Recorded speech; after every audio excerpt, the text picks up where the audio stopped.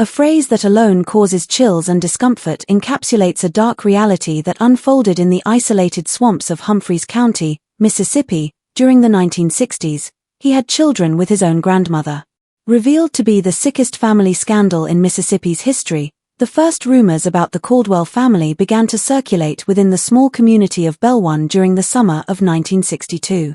Isolated on a swampy property miles from the nearest town, the Caldwells rarely appeared in public. When they did, it was social interactions that they actively avoided. At the time, the family matriarch was Margaret Caldwell, a 58-year-old woman. Having been widowed for more than 2 decades, she lived with her 27-year-old grandson, Elijah, who had returned to the family property after a 1957 car accident claimed his parents' lives. Surrounded by murky waters and dense vegetation in the depths of the swamps, the property was an almost inaccessible location for visitors. Every time the family appeared in town to buy supplies, something strange was noticed by the residents of Belzone. They always seemed nervous, looking over their shoulders as if something was being hidden. Years later, Martha Jenkins, owner of the town's only grocery store at that time, reported, "The true horror of the situation began to unfold in October 1962 when Margaret gave birth to a child at the local hospital. For a woman of almost 60, the event was already extraordinary. But Margaret's absolute refusal to identify the child's father was what shocked doctors and nurses. Immediately, Dr. Howard Reynolds, the physician responsible for the delivery, noticed that something was wrong. The newborn presented significant facial deformities, fused fingers, and an abnormally reduced cranial size, observations he documented in a confidential report that would only become public decades later. A discreet investigation was initiated by local authorities, who feared the worst. To monitor the Caldwell property, Sheriff James Wilson assigned young Deputy Robert Thompson. "We received reports from neighbors about screams and strange behaviors. We needed to verify the welfare of the children who supposedly lived there," Wilson explained in an interview given years later. A case that would shock even the most experienced investigators was gradually built by what Thompson discovered during his routine visits. Thompson reported in his personal diary, discovered after his death in 1998. Margaret lived not only with her grandson Elijah, but also with 3 other children, all presenting deformities similar to the newborn. The older children barely spoke. They had evident motor difficulties and facial features that indicated serious genetic problems. It was only in January 1963 that the truth came to light, when one of the children, approximately 5 years old, was hospitalized with severe pneumonia. Signs of neglect and possible genetic problems consistent with cases of consanguinity were noticed by the medical team upon examining the child. When questioned, it was then that Margaret finally broke her silence. Nurse Susan Parker, who was present during the confession, reported, "She simply said that Elijah was the father of all the children. She said it without any emotion, as if she were commenting on the weather." To not miss exclusive revelations about the most disturbing family cases in American history, cases that will never be shown in mainstream media, check now if you're already subscribed to this channel. If not, subscribe. Guaranteed is your place in the community that uncovers society's darkest secrets. Not only the small community of Belwan but also the entire social services structure of Mississippi was shaken by Margaret Caldwell's revelation. For so many years, how could such a perverse relationship have remained hidden? And most importantly, how were the authorities able to allow 4 children to be born from this forbidden union? We need to go back to 1957 to fully understand the Caldwell case, when Elijah, then 22 years old, returned to the family property after his parents' death. Years before, according to local parish records, Elijah had left Belwan to try life in Memphis, Tennessee, but social adaptation problems prevented him from ever establishing himself. "Elijah was always a strange, withdrawn boy," commented Reverend Thomas Williams in his testimony to authorities. When he returned after his parents' death, he seemed even more isolated from the world. Not as an adult, but as a small child again, was how Margaret welcomed him. During the rainy seasons, the Caldwell property, locally known as Devil's Swamp, was practically inaccessible. For months, the only dirt road leading to the house would be submerged, effectively isolating its residents from the outside world. So crucial was this geographical condition in keeping the family secret for so long. As a museum of horrors frozen in time was how social worker Jean Roberts, assigned to the case in 1963, described the Caldwell house. The residents had no electricity or running water, according to her report. Old newspaper clippings and disturbing drawings made by the children covered the walls. The most shocking thing was the naturalness with which everyone interacted, Roberts wrote. Without any indication that they understood the abnormality of the situation, the children called Margaret Mommy and Elijah Daddy. The devastating impact of consanguinity on their health was revealed by medical examinations performed on the 4 children: William, 8 years old, Sarah, 7 years old, James, 5 years old, and newborn Thomas. To varying degrees, all presented microcephaly, along with congenital heart problems and significant intellectual disability. The children's problems were consistent with the accumulation of deleterious recessive genes, typical of consanguineous relationships, explained Dr. Lawrence Peterson, a geneticist consulted by the authorities. In his report, he explained, the probability of congenital defects increases dramatically when genetically very close individuals have children. When authorities discovered diaries kept by Margaret since Elijah's return, the most disturbing aspect of the case came to light. A mind distorted by years of isolation and possibly untreated mental illness was revealed by the writings. After the traumatic death of his parents, she described how she reconquered her grandson, emotionally manipulating him. "He is mine now, as he should have always been," she wrote in an entry from 1958. "We are the last true Caldwells. Our lineage must be preserved at any cost." That the Caldwells' isolation was not just geographic, but also cultural and psychological, was revealed by further investigations. During the Great Depression, Margaret had been raised in an extremely closed community where, due to isolation and poverty, marriages between cousins were common. In his book Delta Secrets, Isolated Communities of Mississippi, local historian Dr. Robert Johnson wrote, "In the Caldwell case, we have evidence that Margaret herself was the daughter of first cousins, which may partially explain her distorted view of family relationships." The book documented how certain families in the swampy regions developed their own rules and moral codes. A cultural vacuum is where these communities existed, perpetuating practices that dated back to previous generations, Johnson wrote. One of the most complex and disturbing cases ever faced by the Mississippi judicial system began in 1963 with the judicial process against Margaret and Elijah Caldwell. Terms that barely captured the true nature of the crimes: improper relationship, child neglect, and psychological abuse were among the charges. That Elijah was also a victim became evident during the preliminary hearings. A man with the emotional development of a teenager, completely dependent on his grandmother, was revealed by psychiatric evaluations. Clear signs of prolonged psychological manipulation are shown by Elijah Caldwell, concluded Dr. Richard Matthews, the forensic psychiatrist appointed by the court. Considering the control exercised by Margaret since his youth, his capacity for true consent is questionable. An unprecedented ethical and legal dilemma was faced by the authorities. While public opinion clamored for severe punishment, a more nuanced approach was argued for by experts, considering the complex tangle of mental illness, cultural isolation, and possible genetic factors.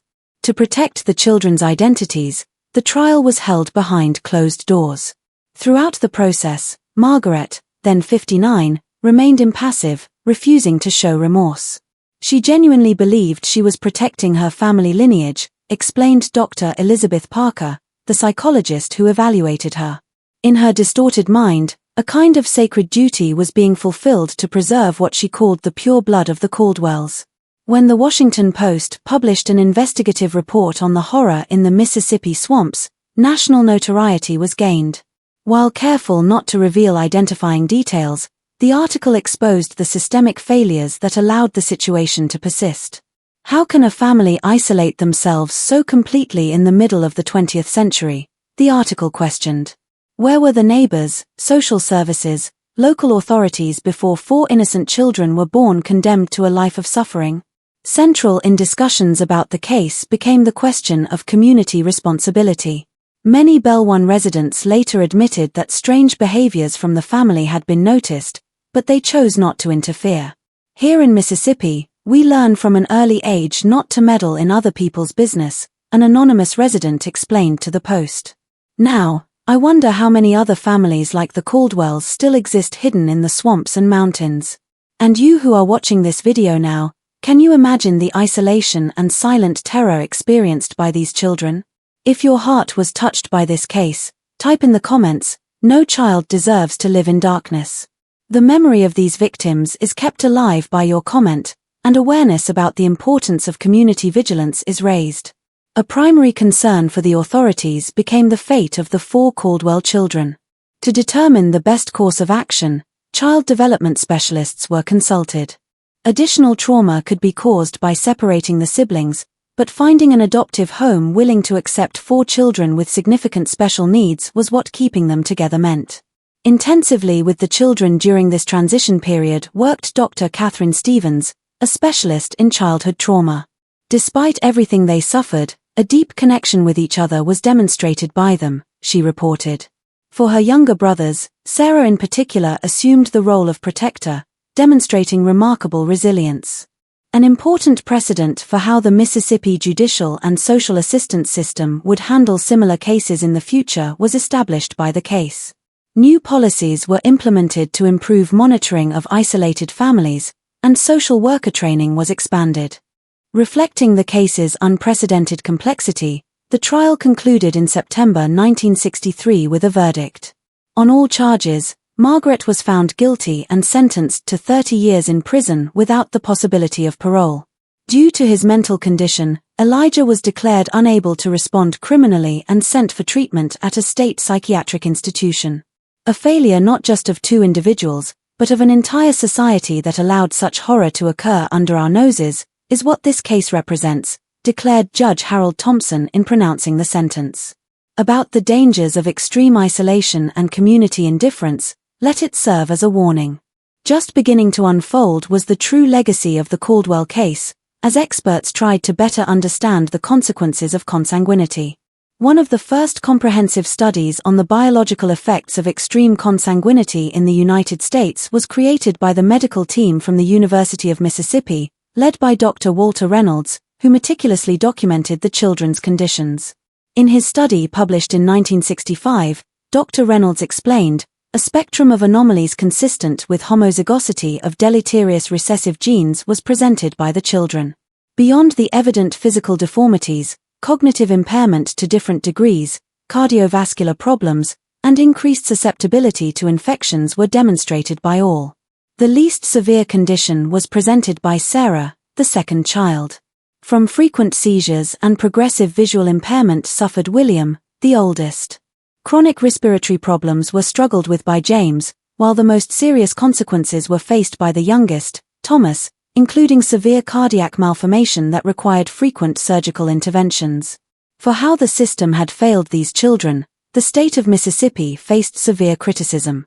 In response, Governor Paul Johnson Jr. established a special task force to reform child protection services.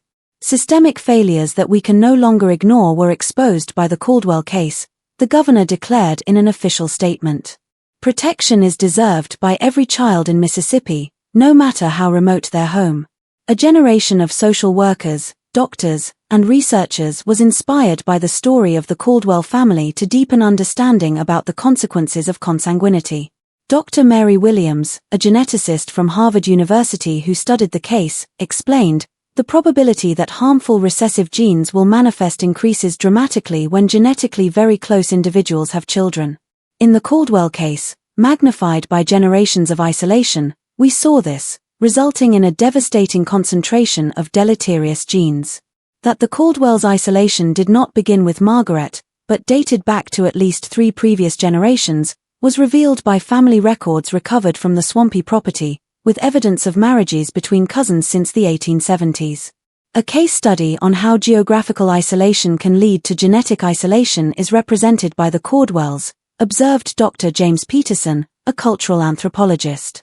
Not just a physical barrier, but also a barrier to the genetic diversity necessary for a healthy population, was the swamp.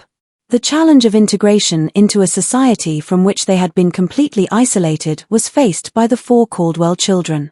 After months in temporary homes, they were finally adopted by two different families. A couple of teachers from Jackson adopted William and Sarah. A family of doctors from Memphis adopted James and Thomas. Specialized training to deal with the specific needs of the children was received by the adoptive families, and they were connected to a support network. Not only medical care, but a chance to experience a normal childhood with love and acceptance is what these children need, stated Dr. Stevens, who continued to monitor their progress. How even after years of deprivation, they still maintain the capacity to form healthy bonds is remarkable. Slow but steady progress was shown by follow-up reports. In her new environment, Sarah, in particular, flourished, developing social skills and even surpassing some of the doctor's initial expectations.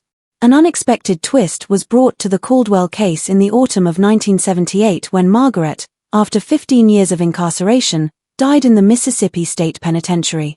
Something no one had suspected was revealed by the autopsy. Margaret suffered from a rare genetic condition called mosaic Turner syndrome. A new light on the entire case is cast by this discovery, commented Dr. Reynolds, who continued to study the medical aspects. How Margaret managed to conceive at an advanced age, something extremely rare, is partially explained by the condition, and it may have contributed to her psychological dysfunctions. Academic interest in the case was rekindled by the discovery, now from a more compassionate perspective that recognized Margaret not only as a perpetrator, but also as a victim. With Sarah Caldwell's high school graduation, now Sarah Johnson after adoption, Margaret's death coincided. A dedicated student had Sarah become, contrary to all initial expectations. The power of human resilience is what she represents, affirmed her adoptive mother, Elizabeth Johnson. Into a testimony of overcoming, she transformed a horror story. A courageous decision to use her experience to help other children who were victims of dysfunctional family environments was made by Sarah at 22. She enrolled in the social work program at the University of Mississippi, becoming a passionate advocate for reform. Much about my early years, I don't remember, Sarah admitted in a rare public testimony during a 1985 symposium on child protection. But I carry the scars, both physical and emotional. If other children can be prevented from going through the same by my story, then some purpose will have been had by all the suffering. Different paths were followed by Sarah's brothers. Due to neurological complications, William, whose medical conditions were more severe, remained dependent on specialized care until his premature death at age 26. A semi-independent life with constant support was achieved by James, working in a protected environment. Multiple heart surgeries throughout his life were faced by Thomas, the youngest, but a remarkable talent for art was developed by him. In 1987, almost 25 years after the discovery of the case, Elijah Caldwell died in the psychiatric institution. That he never fully understood the nature or consequences of his acts was reported by his doctors. The boundaries between victim and perpetrator is what the Caldwell case forces us to question, reflected Dr. Richard Matthews, who followed Elijah for decades. By forces beyond his understanding or control, Elijah was shaped. Trapped in a cycle of abuse that dated back generations. 4 years, the Caldwell property in the swamp remained abandoned, becoming a kind of haunted site in local folklore. In a symbolic effort to close this dark chapter, county authorities finally demolished the deteriorated structure in 1992. In the legislative reforms it inspired, in the medical protocols developed, and in the increased awareness about the dangers of extreme isolation, the legacy of the Caldwell case lives on. Like an account from another world may seem what happened in that Mississippi swamp in the 60s, commented Dr. Elizabeth Parker during a 1998 lecture at Harvard University. But throughout the country, similar cases, although perhaps less extreme, continue to exist. Our best prevention tools remain vigilance and education.